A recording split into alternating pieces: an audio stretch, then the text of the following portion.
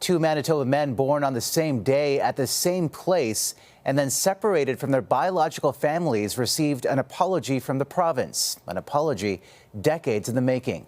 Here's CTV's Allison Bamford. Richard Bouvet, I am sorry. Edward Ambrose, I am sorry. A mistake that once kept these two men from their biological families has now brought them together for an official apology. On behalf of the Manitoba government, we sincerely apologize for our failure to care for you. Words Edward Ambrose and Richard Bouvet unknowingly waited to hear their entire lives. He put everything at peace.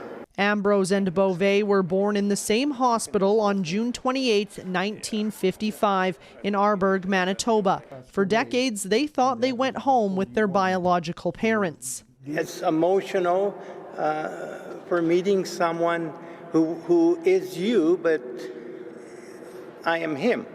A mix-up at the hospital meant Ambrose was raised by a Ukrainian family and Bouvet grew up thinking he was Métis.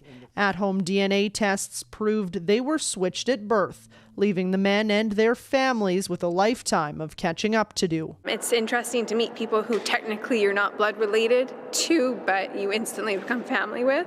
Not just new family members, the men are also being introduced to a new identity. For Ambrose, he's gaining an entire Métis culture, which Manitoba's Métis Federation says can be a challenge for anyone reclaiming their heritage. It is a hardship for sure. I've heard the stories from so many families, but I also hear the stories of such great feeling of pride knowing that they're home now and they belong where they belong now. The family's lawyer met with the government to discuss the potential for any compensation. This is the third known case of babies being switched at birth in Manitoba, and the Premier says his government is willing to look into it further.